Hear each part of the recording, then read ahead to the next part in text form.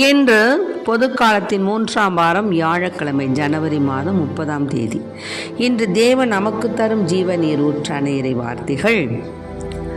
எபிரேயருக்கு எழுதிய திருமுகம் இயல் 10:19-25. சகோதரர் சகோதரிகளை, இயேசுவின் உடலை கோவிலின் திரைச்சீலைக்கு ஒப்பிடலாம். இத்திரைச்சீலை வழியாக திருத்தூயகத்திற்குள் நுழைய நமக்கு துணிவு உண்டு.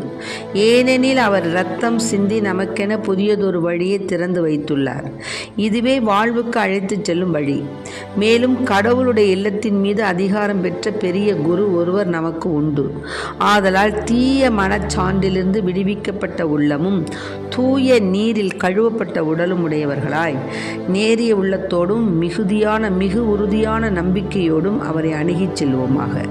நமக்கு வாக்களித்தவர் நம்பிக்கைக்குரியவர். எனவே நாம் எதிர்நோக்கியிருப்பதை பற்றி தயக்கமின்றி அறிக்கையிடுவதில் நிலையாயிருப்போமாக. அன்பு செலுத்தவும் நற்செயல்கள் புரியவும் ஒருவரை ஒருவர் தூண்டி எழுப்ப கருத்தாயிருப்போமாக. சிலர் வழக்கமாகவே நம் சபை கூட்டங்களில் கலந்து கொள்வதில்லை. நாம் அவ்வாறு செய்யலாகாது. ஒன்று கூடி ஒருவருக்கு ஒருவர் ஊக்கமூட்டுவோமாக. இறுதி நாள் நெருங்கி வருகிறதை காண்கிறோம். எனவே இன்னும் அதிகமாய் ஊக்கமூட்டுவோம்.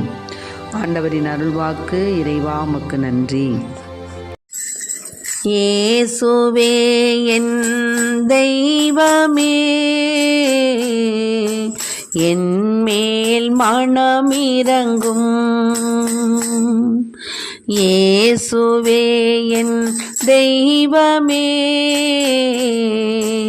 என் மேல் மனமிரங்கும். நான் பாவம் செய்தேன், உம்மை நோக செய்தேன், உம்மை தேடாமல் வாழ்ந்து வந்தேன். நான் பாவம் செய்தேன், உம்மை நோக செய்தேன், உம்மை தேடாமல் வாழ்ந்து வந்தேன். என்னை மன்னியும் தெய்வமே, என்னை மன்னியும் தெய்வமே. இயேசுவே என் தெய்வமே, என் மேல் மனமிரங்கும்.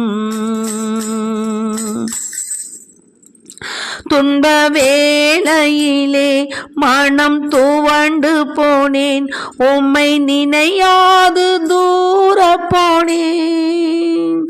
என்னை மன்னியும் தெய்வமே, என்னை மன்னியும் தெய்வமே. இயேசுவே என் தெய்வமே,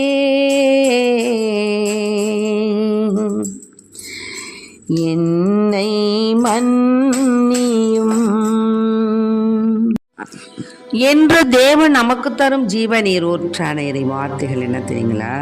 குடியானவன் ஒருத்தன் சாக்கு பை நிறைய தானியங்களை சுமந்துக்கிட்டு போனான். அப்போ வழியில் ஒருத்தர் கையேந்தி வந்தார். அவருக்கு கொடுக்க மனமில்லாத அவன் என்ன பண்ணான், தன்னுடைய சாக்கு பையிலிருந்து ஒரே ஒரு நெல்மணியை மட்டும் எடுத்து போட்டுட்டு வீட்டுக்கு போனான். வீட்டில் அவன் சாக்கு பையை திறந்து பார்த்தப்ப அதில் ஒரே ஒரு தானியம்தான் மட்டும் தங்க தானியமாக இருந்துச்சு. அப்போ பார்த்தான், அடடடடா, இன்னும் கொஞ்சம் கூடுதலாக கொடுத்துருந்தா நமக்கு நிறையா தானியங்கள் தங்கமாக இருந்திருக்குமே அப்படின்னு மனசில் நினச்சான். அடடா அப்படின்னு வருத்தப்பட்டான்.